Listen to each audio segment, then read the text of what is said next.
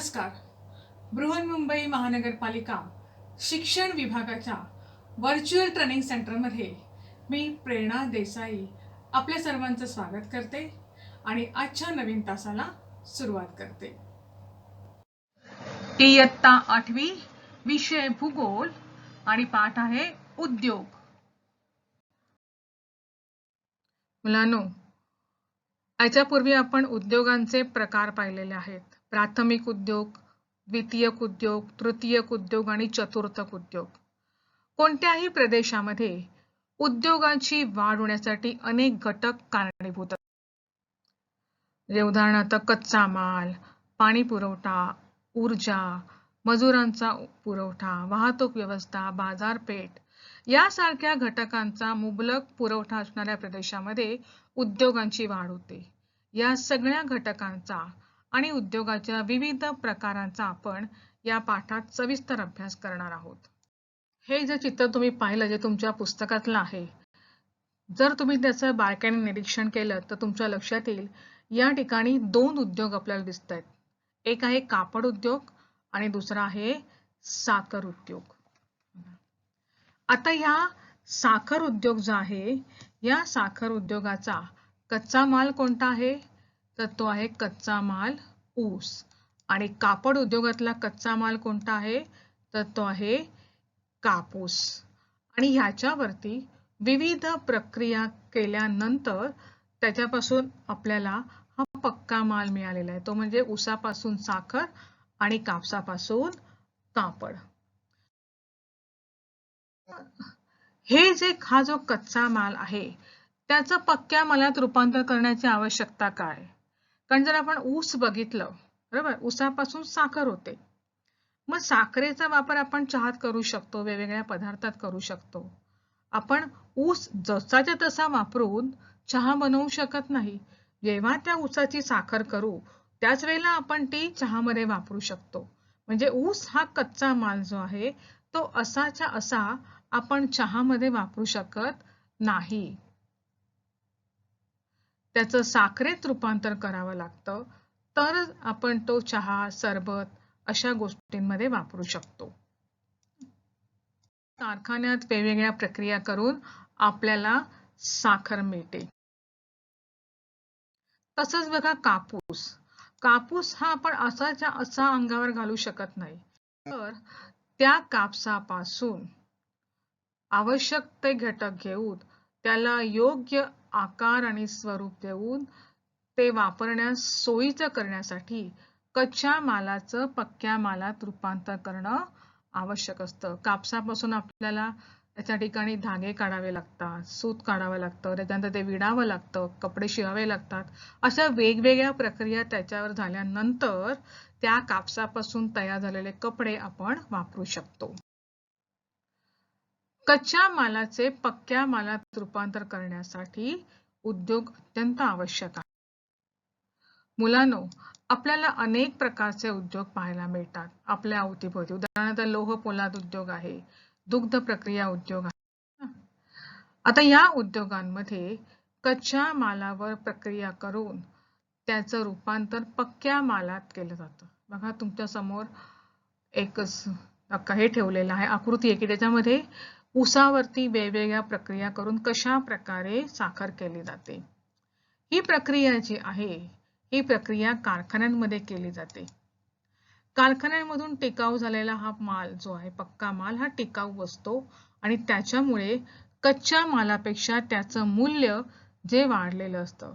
म्हणजे ऊस जो आहे त्यापेक्षा साखरेची किंमत ही जास्त असते.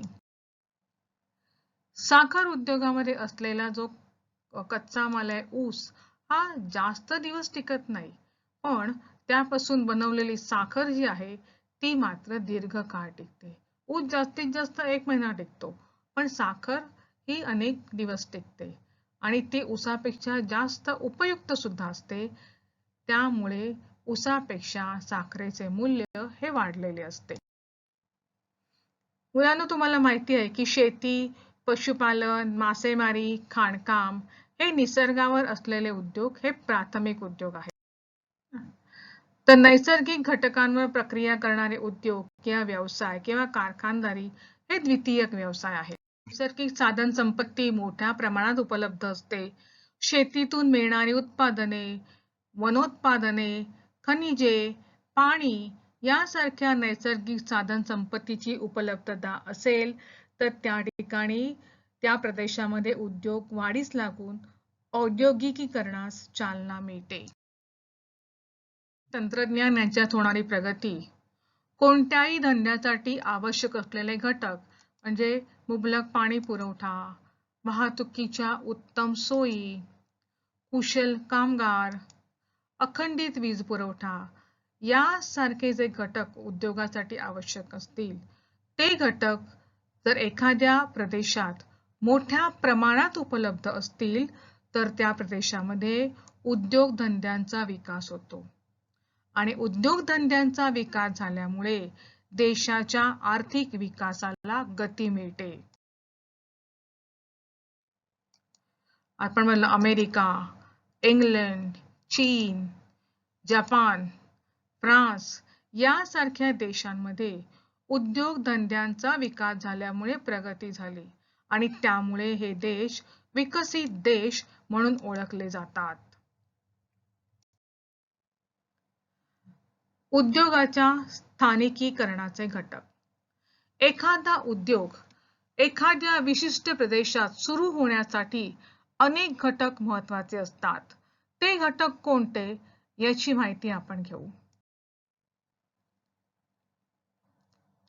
वेगवेगळ्या प्रकारच्या उद्योगांसाठी वेगवेगळ्या प्रकारचा कच्चा माल आवश्यक असतो.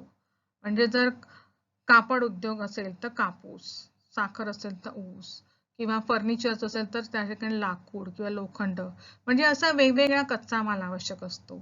त्याचप्रमाणे वेगवेगळे घटकही या उद्योगाच्या स्थानिकीकरणावर परिणाम करीत असतात. आता या चित्रामध्ये उद्योगाच्या स्थानिकीकरणासाठी आवश्यक असलेल्या घटकांची नावं दिली आहेत बघा. जलाशय, नदी, लोहमार्ग, मजूर पुरवठा, पाणी पुरवठा, वनप्रदेश, खनिजे. मग त्यापैकी पुढे दिलेल्या उद्योगापैकी कोणता उद्योग कोणत्या प्रदेशात सुरू किंवा स्थापन केला जाऊ शकतो ते बघू. मुख्य म्हणजे आता आपण बघूया खनिज. लोह खनिज हा जो आहे हा लोह खनिज उद्योगातील कच्चा माल जो आहे हा वजनाने जड असतो. त्यामुळे त्याची वाहतूक करून दूर नेणं खूप खर्चाचं असतं आणि म्हणून लोह खनिज उद्योगाचे स्थान ज्या ठिकाणी खनिजे सापडतात अशाच प्रदेशात निवडले जाते. लोह पोलाद उद्योग हा त्या ठिकाणी सुरू होतो. आणि मजूर पुरवठा चांगला असेल अशा प्रदेशात वस्त्र निर्मिती उद्योग करू शकतो. वस्त्र निर्मिती करण्यासाठी कापूस हा कच्चा माल आवश्यक असतो. कापूस हा वजनाने हलका असतो त्यामुळे त्याची वाहतूक सहजपणे करता येते. म्हणून वस्त्र निर्मिती उद्योगाचं स्थान मजूर पुरवठा असणाऱ्या महामार्गाजवळील ठिकाणी निश्चित केले जाते.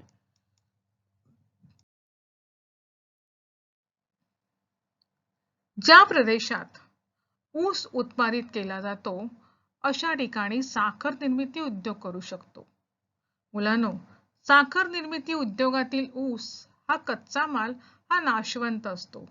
म्हणजे ऊस तोडून झाल्यानंतर तो लगेच कारखान्यात पोहोचवणं गरजेचं असतं. नाहीतर त्याच्या वजनात घट होते. त्यामुळे कारखाना दूरवर असेल तर ऊसाची वाहतूक करणं फायदेशीर ठरत नाही आणि म्हणून साखर निर्मिती उद्योगाचं स्थान हे ऊसाच्या क्षेत्राच्या जवळ निवडलं जातं.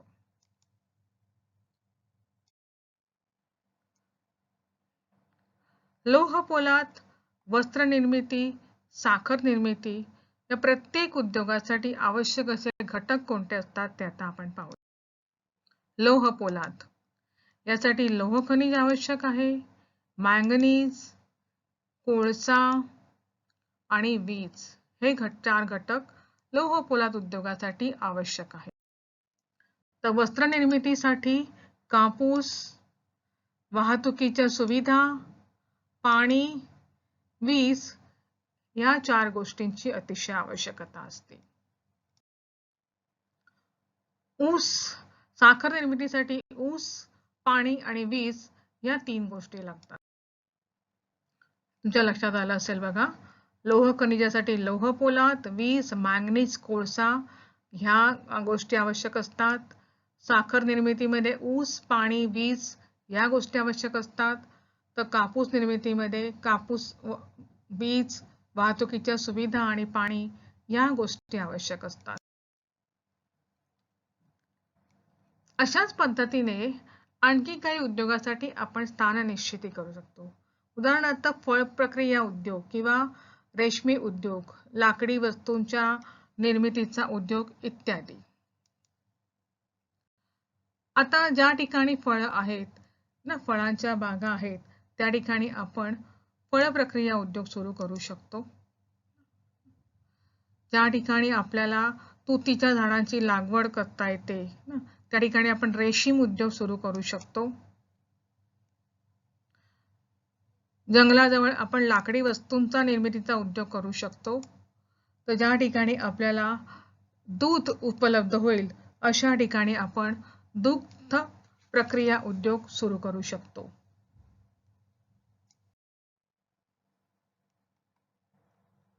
एखाद्या प्रदेशामध्ये होणारा उद्योगाचा विकास हा अनेक घटकांवर अवलंबून असतो. ते म्हणजे कच्चा माल, पाणी पुरवठा, मनुष्यबळ, वाहतूक, भांडवल आणि बाजारपेठा. आता सर्वच ठिकाणी वरील सर्व घटक उपलब्ध असतीलच असे नाही. हे घटक असमान प्रमाणात वितरित असतात, बरोबर?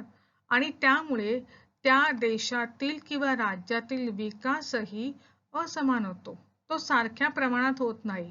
काही प्रदेश जे आहेत ते उद्योगांसाठी अनुकूल ठरतात, काही प्रदेश अनुकूल ठरत नाही. व या घटकांचं वितरण असमान असल्यामुळे औद्योगिक विकास देखील सारख्या प्रमाणात होत नाही. आता आपण बघितलं तर सपाट मैदानी प्रदेश किंवा नद्यांच्या खोऱ्यातील प्रदेश हे शेतीसाठी अनुकूल असतात. त्यामुळे अशा प्रदेशात शेतीवर आधारित उद्योगांची वाढ होते. तर काही प्रदेशात विशिष्ट उद्योगच चालतात. लोह पोलादाच्या खाणी ज्या ठिकाणी असतात त्या ठिकाणी लोह पोलाद उद्योगच चालतो. तर काश्मीर सारख्या थंड हवेच्या ठिकाणी लोकरीपासून वस्त्र बनवण्याचे उद्योग चालतात. घनदाट वने, पर्वतमय प्रदेश, वाळवंट असे प्रदेश जे आहेत ते उद्योगांसाठी प्रतिकूल असतात. वाहतुकीच्या उत्तम सोयी आहेत, कुशल कामगार आहेत, अखंडित वीज पुरवठा आहे.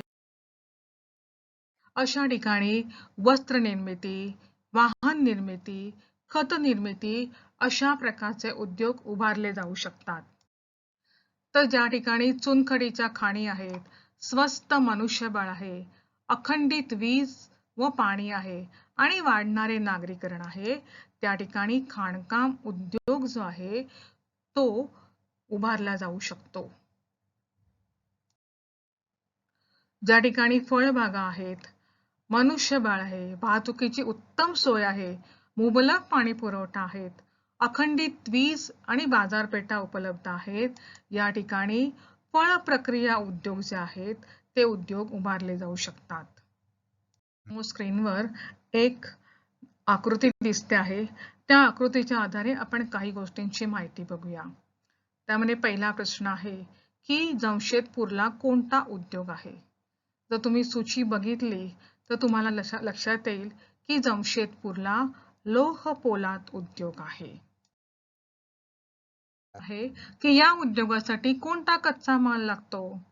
तर या लोह पोलाद उद्योगासाठी लोह खनिज, मॅंगनीज, चुनखडी, कोळसा हा कच्चा माल लागतो. पुढचा प्रश्न बघा, कच्चा माल कोणकोणत्या ठिकाणाहून मिळतो?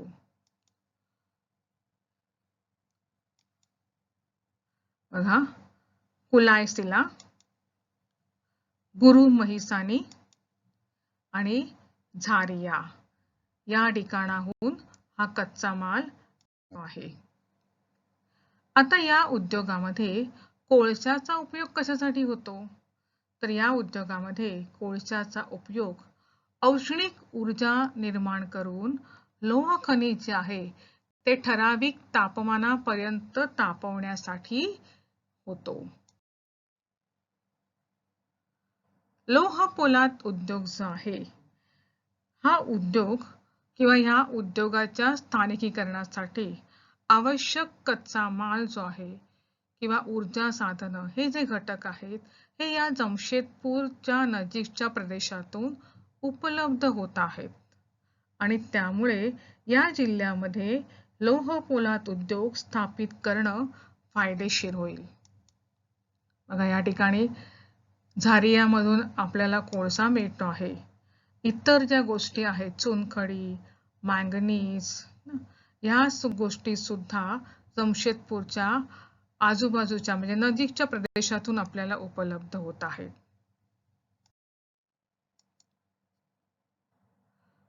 या उद्योगात वापरण्यात येणारा कच्चा माल जो असतो हा कच्चा माल अवजड असतो.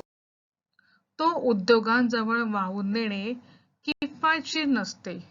त्यामुळे कच्चा माल असलेल्या प्रदेशातच हा उद्योग स्थापन करणे फायद्याचे होते आणि म्हणूनच जमशेदपूरमध्ये लोह पोलाद उद्योग जो आहे तो स्थापन करणे फायद्याचे आहे. आता आपण बघूया उद्योगांचे स्वरूपानुसार वर्गीकरण.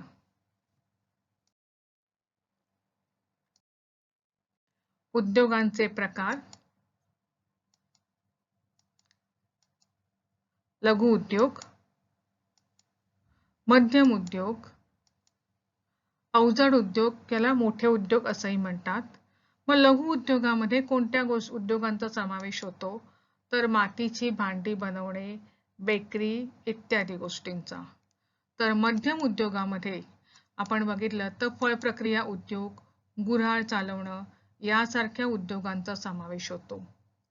तर अवजड उद्योगामध्ये सिमेंट, साखर, लोह पोलाद इत्यादी उद्योगांचा समावेश होतो. मुलांनो ही जी 3 चित्र आहेत ती उद्योग या संकल्पनेशी संबंधित आहेत. हे तिन्ही उद्योग आहे परंतु त्यांचं कार्य आणि स्वरूप भिन्न आहे. कच्चा माल, मनुष्यबळ, भांडवल आणि जागा या घटकांची आवश्यकता इथे आहे आणि ह्यावरूनच या उद्योगांच्या स्वरूपावरून त्या उद्योगधंद्याचं वर्गीकरण करता येईल. उद्योग जर बघितला तर साखर उद्योगामध्ये ऊस हा कच्चा माल आहे पण ही जी तयार होणारी जी साखर आहे ती साखर आपण बिस्किट बनवणं किंवा जॅम, जेली, केक, बेकरी हे जे उद्योग आहेत त्या उद्योगामध्ये कच्चा माल म्हणून वापरली जाते.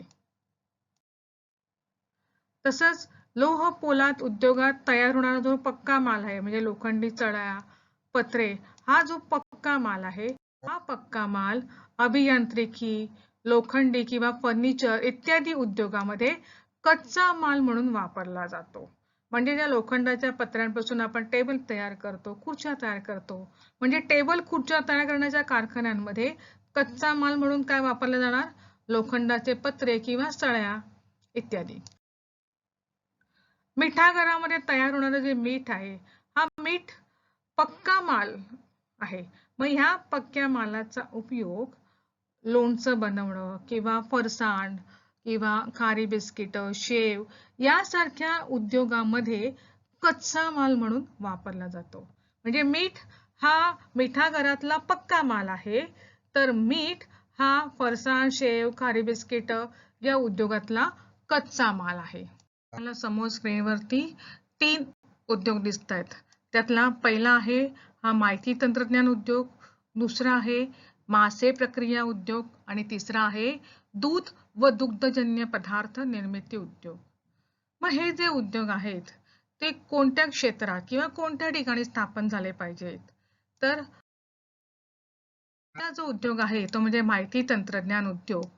हा उद्योग ज्या ठिकाणी वीज पुरवठा चांगला आहे, कुशल मनुष्यबळ आहे आणि वाहतूक आहे, अशा ठिकाणी हा उद्योग जो आहे हा आपण स्थापन करू शकतो. किंबहुना या गोष्टी ज्या ठिकाणी उपलब्ध आहेत ते ठिकाण या उद्योगासाठी अनुकूल आहे. ठिकाणी समुद्र किनारपट्टी आहे त्या ठिकाणी मासे प्रक्रिया उद्योग हा उभारला जाऊ शकतो. त्या ठिकाणी हा उद्योग उभारणं हे अनुकूल आहे. तिसरं आहे ते म्हणजे दुग्ध आणि दुग्धजन्य पदार्थ निर्मिती उद्योग. व ज्या ठिकाणी आपल्याला दूध मिळेल म्हणजे ज्या ठिकाणी पशुपालन केंद्र आहेत अशा ठिकाणी हा उद्योग उभारणं हा अनुकूल आहे. या व्हिडिओमध्ये आपण उद्योगाच्या स्थानिकीकरणाचे घटक आणि उद्योगांचे स्वरूपानुसार वर्गीकरण या 2 मुद्द्यांविषयी माहिती घेतलेली आहे. आता या पाठातील जे पुढचे मुद्दे आहेत ते आपण उद्योग भाग 2 या व्हिडिओमध्ये समजून घेणार आहोत. धन्यवाद. बालमित्रांनो, हा व्हिडिओ तुम्हाला नक्कीच आवडला असणार. यासारखे अनेक छान छान व्हिडिओ आहेत जे तुमच्या अभ्यासक्रमावर आधारित आहेत. पण ते पाहण्यासाठी आमच्या चॅनलला सबस्क्राईब करायला विसरू नका. धन्यवाद.